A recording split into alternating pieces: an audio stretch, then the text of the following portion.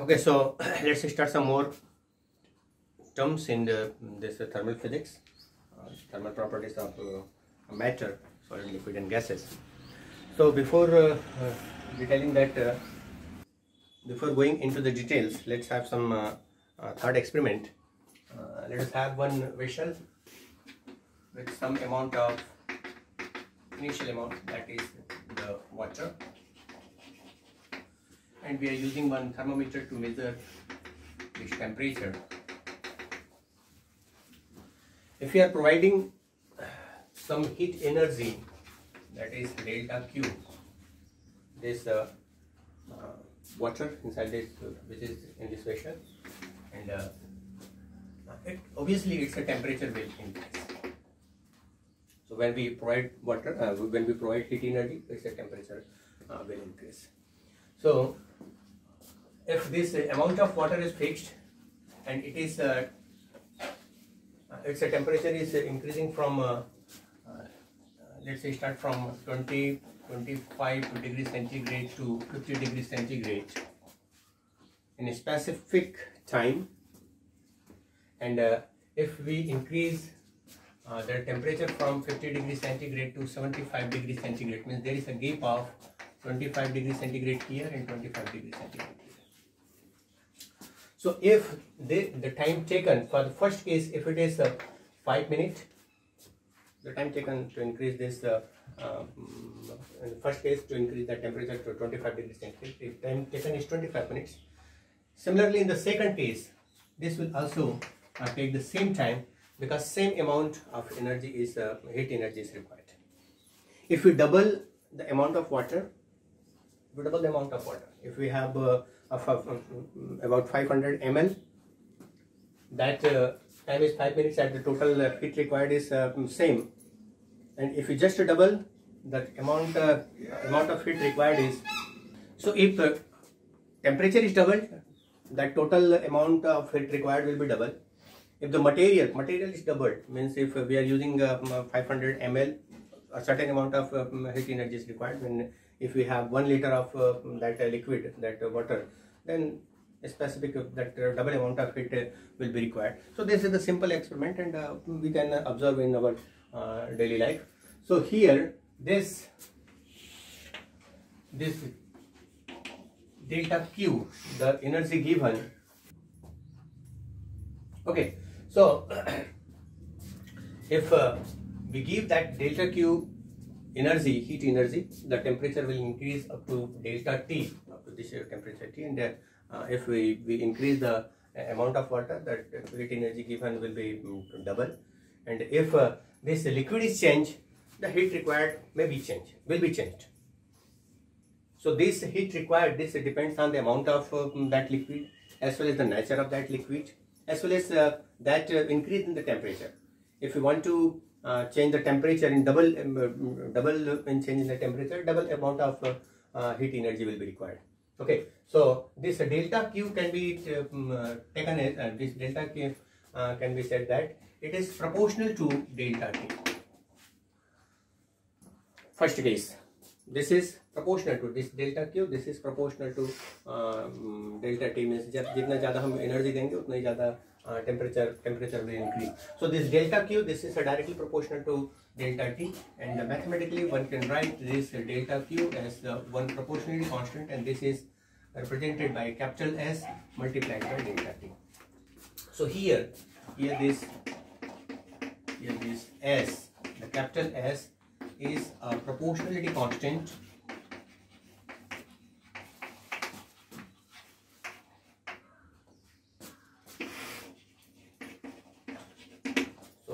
initially we should write the statement for this mathematical equation also. So the heat energy required to increase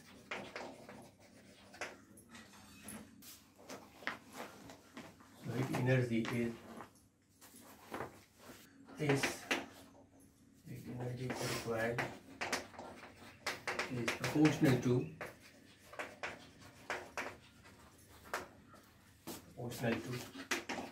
change in the temperature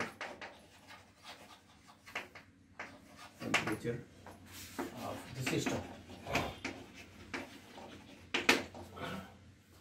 So this delta Q, this is the heat energy required. This is proportional to delta T. Delta T, that is change in the temperature. So one can write this delta Q is equivalent to capital S multiplied by delta T. And here this capital S is the proportionality constant, which is known as heat capacity. Okay, so this delta Q, this is proportional to delta T mathematically, and we are using one proportionality constant capital S, which is known as heat capacity. If we want to define this as that heat capacity, then we can take this, let's have this delta Q, this is equivalent to 1 calorie, and delta T, that is equivalent to 1 unit of temperature in centigrade, that may be in centigrade, in Kelvin, that may be in Kelvin. So this is in let's say 1 unit. So it is defined as the heat capacity is the heat capacity. So this implies this S, capital S is equal to 1 unit. So that the heat capacity is the energy required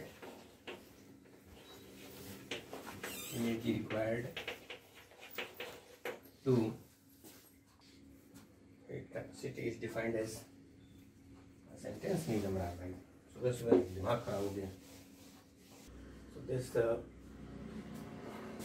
I should write so this capital S is equivalent to delta Q by delta T, and the unit will be so the unit of S will be calorie. Joule in the MTS system we take this is in joule per Kelvin. Okay, so the heat capacity. So the heat capacity is defined as the amount of heat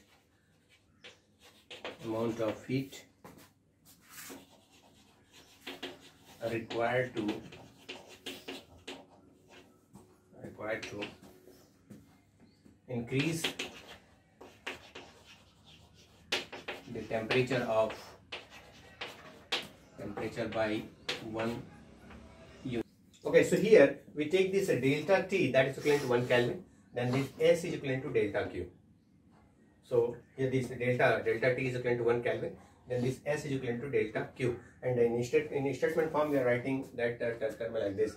So this heat capacity, this is actually defined as equal to this delta Q, means that heat energy required to increase the temperature of that system by 1 Kelvin. So here if delta T it is equivalent to 1 Kelvin or 1 unit, then this S is equivalent to delta Q. So this S is equivalent to delta Q. So here this is written in this form of sentence. The heat capacity is defined as the amount of heat required to increase the temperature by 1 Kelvin of the system, or 1 unit of that system. So this is heat capacity, and so the first is this is heat capacity.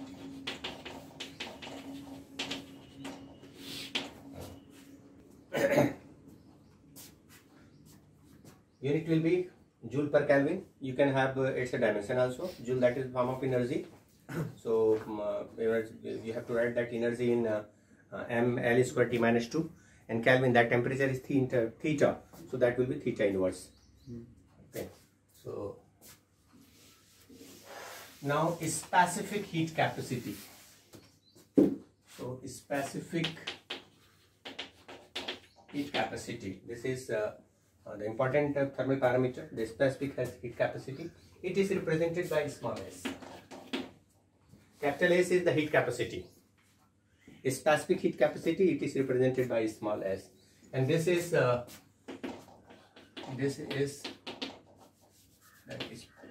specific heat capacity is defined as specific heat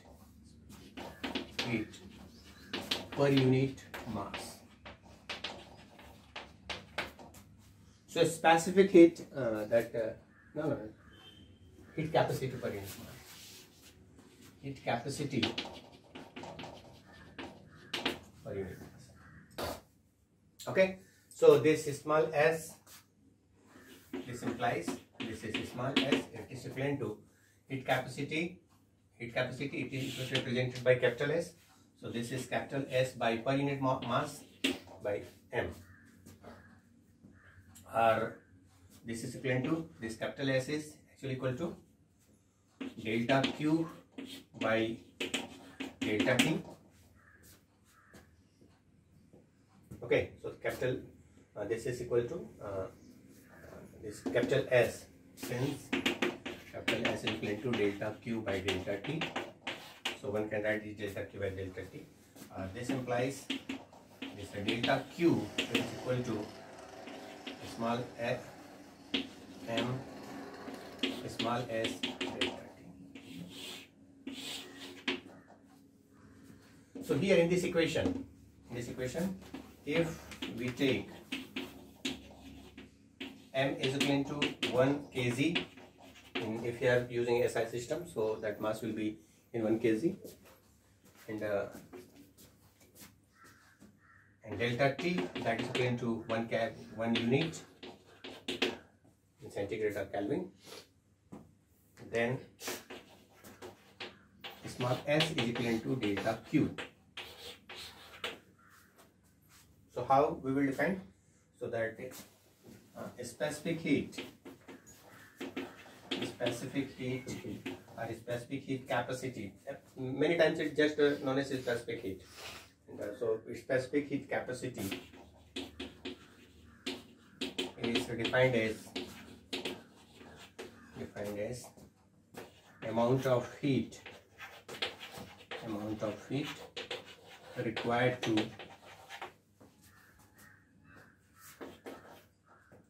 increase the temperature of 1 kg, 1 unit mass, 1 kg of matter by 1 unit temperature of 1 Kelvin, 1 centigrade. So here this we have taken this m is equal to 1 kilogram, and this delta T 1 Kelvin or 1 degree centigrade. So this is S is equal to small s is equal to delta Q. So there in heat capacity, this is that amount of heat required to raise the temperature by 1 Kelvin, 1 degree centigrade. That the mass term is not mentioned there. Here one additional term is here. So that additional term is mass. So this is the amount of energy, heat energy required to raise the temperature by 1 degree centigrade, but that amount of material is also required, 1 kilogram of material. So this specific heat capacity is defined as amount of heat required to increase the temperature of 1 kg of material. This is the additional here, 1 kg of materials by 1 unit temperature. Okay, and one more term. Again, we can define its unit and dimension. So the unit of this S will be,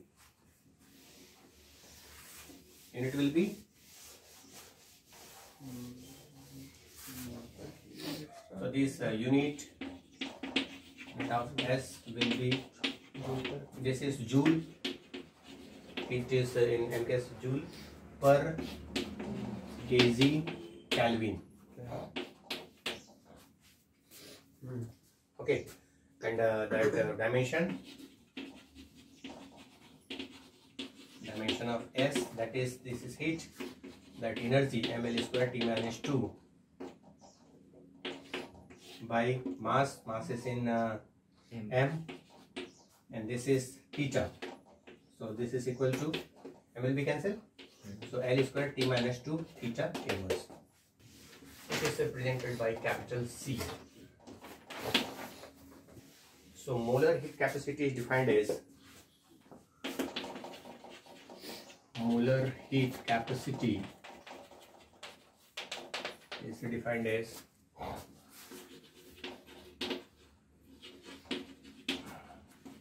heat capacity per unit per mole. Specific heat capacity is per unit mass, and molar heat capacity, this is per unit mole. So if we talk about gaseous, especially in terms of gas, we just talk about mole. So per unit mole, that is a molar heat capacity. So it is represented by C. So C, it is equivalent to capital S by mu, where mu is number of moles.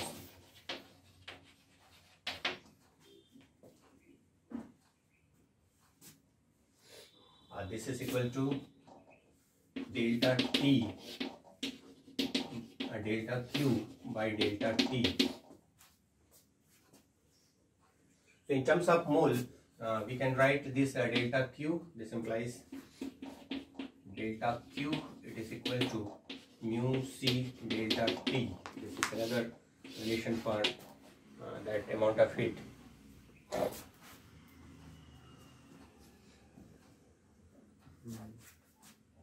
Mole is just the number.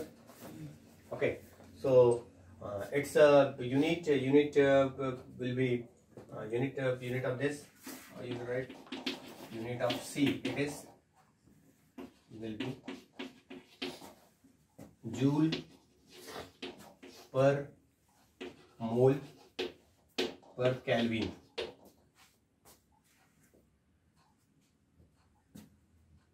Okay, and similarly you can write the dimension.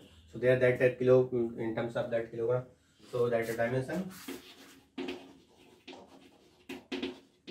will be, dimension of C will be, this is m L square T minus 2 upon mole multiplied by theta. So this is equal to m L square T minus 2 mole inverse K inverse. Mole is also one of the fundamental quantity in that in SI 7 system. Okay, so we can define this C in the similar manner. So if we take, so if this mu, if mu is equivalent to 1 mole and delta T, that is equivalent to 1 unit, then this C, it is equivalent to delta Q. So that molar heat capacity is defined as heat required to increase the temperature of 1 mole substance, the matter, by 1 unit of temperature. 1 degree centigrade, 1 Kelvin. Okay. So now we have 3 heat capacity. One is simple heat capacity, that is delta Q by delta T. Heat required to increase the temperature by 1 unit of temperature. Second, per unit mass. So heat required to increase the temperature by 1 unit of 1 kilogram of that substance. And third one is that molar heat capacity. That molar heat capacity is for 1 mole. So here the different term is that 1 mole of substance. So the heat required to increase that 1 unit of temperature of that 1 mole of substance, that is known as molar heat capacity. And this is especially for gas terms. So we have some more terms related to that. That is known as because we have some more parameters, just like volume and pressure. In thermodynamics, we have 3 parameters: the temperature, volume, and pressure. So in this case, if temperature is changing and pressure is constant, then with the constant temperature with a constant pressure and molar heat capacity with constant volume. We have two more, and it is represented by Cp, it is represented by Cv. So that Cp will be defined as this is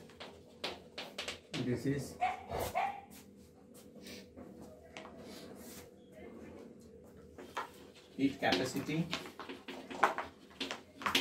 per unit per mole at constant pressure.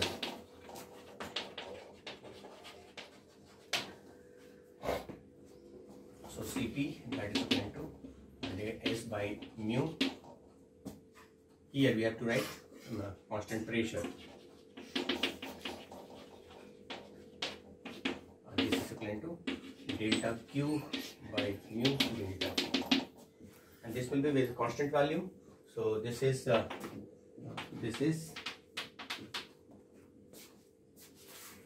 heat capacity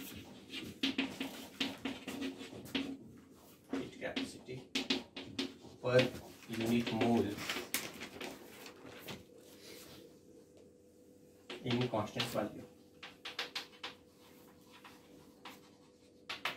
So that Cv is equal to S by mu at the constant value.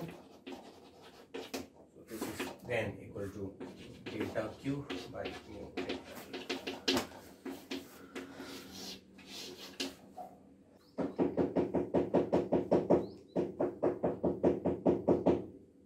Okay, so some thermodynamical system.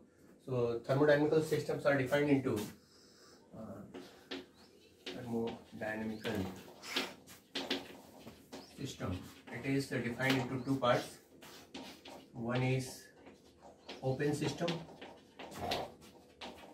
and second one is closed or isolated system.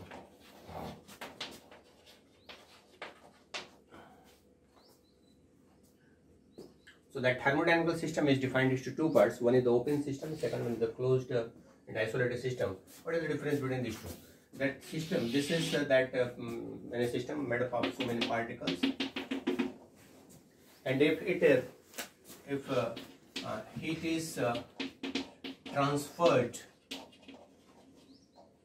freely to environment, if it's a free heat is transferred free to environment, it's open, and there will be no change in the temperature. Heat is freely transferred to the environment. This system is open system. Closed system means that heat is within that, there is no connection between environment. That is the isolated system. So the second, this is open one. In the isolated system,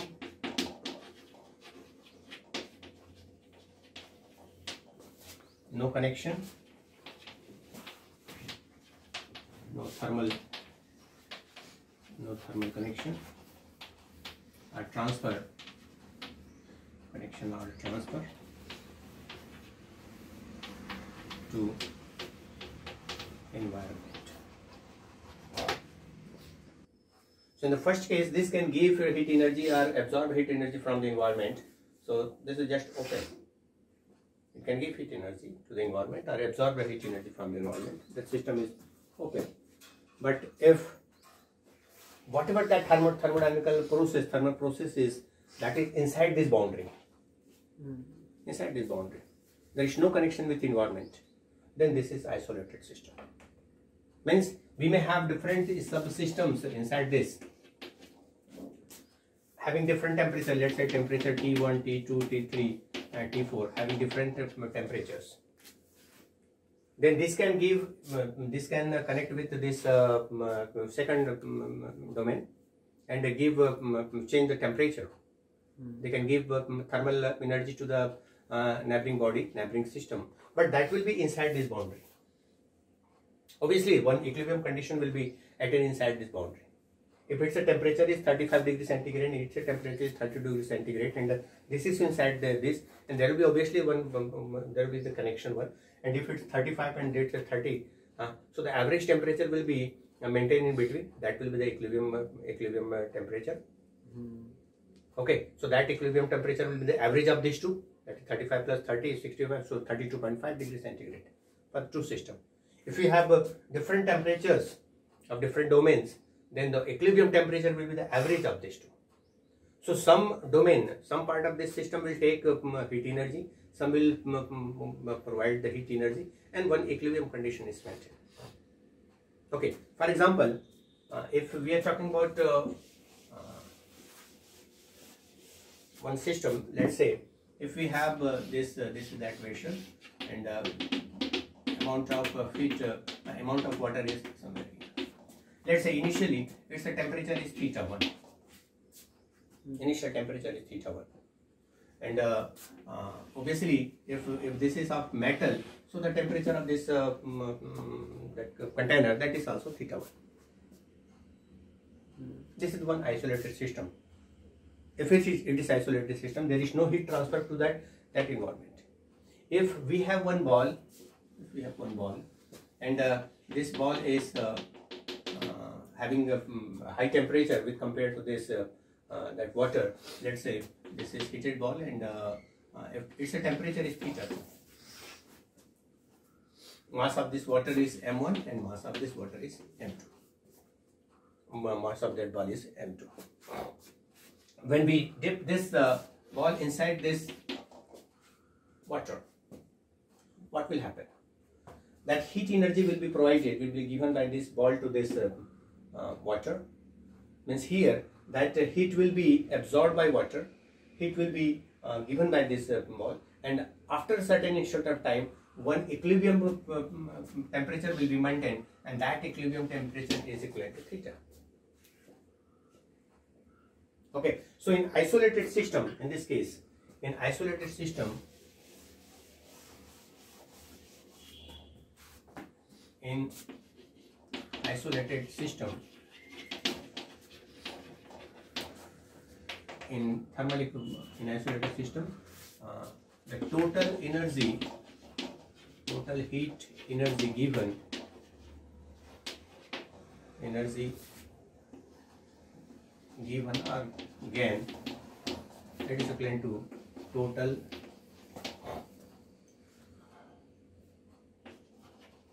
heat energy taken by that system. And one standard sentence is there.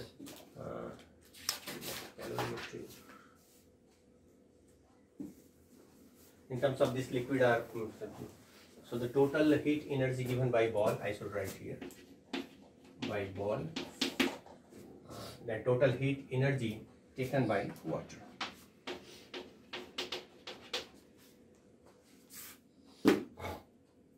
So in equilibrium, the total heat energy given by ball, this is equivalent to the total energy heat taken by that water. So this is the loss of heat energy, and this is the gain of heat energy. So ball is losing heat energy, and it's gaining. Mathematically, we can also represent this. What we have here, that is, we will write that is specific heat, this in his specific heat terms. So what we have, this delta Q, it is equal to mass. Mass is also important parameter, because mass of ball will be different from the mass of water, and that specific heat, that is small s, multiplied by that delta T, the change in temperature. Okay, so let's say this delta Q1, let's say that's delta Q1 corresponding to the heat energy gained by water.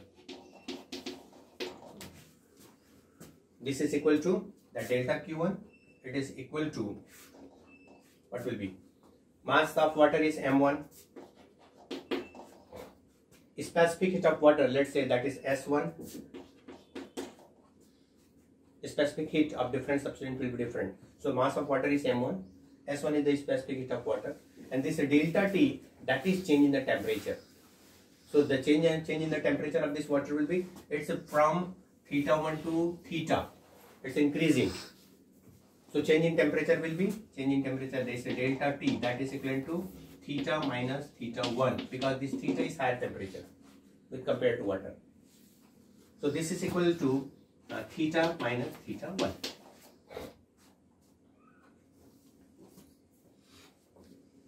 Okay, for ball, this is for water. So this, let's say, this delta Q2, this is heat energy loss by ball. So again, same formula we will use. Mass of ball is m2. So this is equivalent to m2. Specific heat of that ball, that is, this is of separate material. So specific heat, that is H2. So this is H2.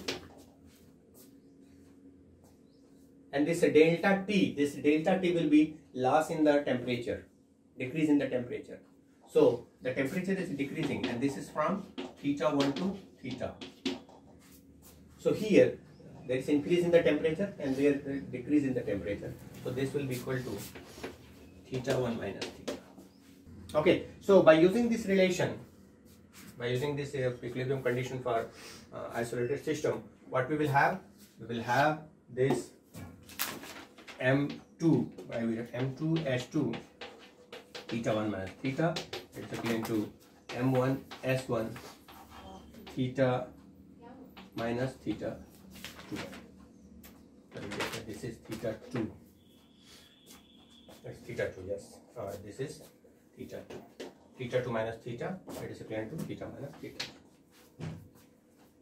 We can also include this container. Let's say this container is made up of copper, metal container. It may have mass. So let's say the mass of this container is m3. Specific heat of this container is S3. Temperature will be same because this is the metal container. So the initial temperature of that container will be equal to that the temperature of water. What the water is being poured in that container, the temperature will be same. So initial temperature is still theta. So here that heat energy is given by ball only because this is at the high temperature. So heat energy is given by the ball only, but the heat absorbed, it is taken. This is from water as well as from the container. Means energy loss is only by the ball, and but energy gain it is by water as well as container. So this left hand side will be okay. There is no change in the left hand side, but in the right hand side there will be one additional term. This is for the water, m1 s1 theta minus theta 2. For the container, that copper container, that will be mass is, let's say, m3. This is the m3, and specific heat, that is s3 multiplied by the same term, theta minus theta. Okay, so in many numerical problems, just you have to think which particular system is giving energy and which particular system is taking energy. So here that only heat energy is given by this ball, and that energy that is captured, taken by this water as well as this container. Sometimes one stirrer is also there. In calorimeter, one system is used to measure that specific heat, that is that calorimeter.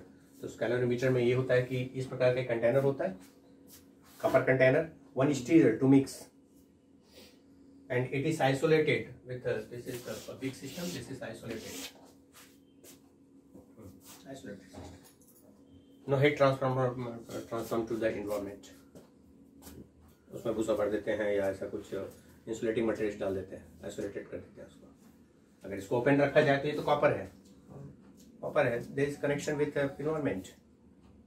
तो environment की energy भी अगर open system है तो यहाँ पर एक container रख देते हैं, wooden box, that is the bat wooden box, और उस वुडन बॉक्स के अंदर तो उसको रखते हैं, तो वो that is the isolated system.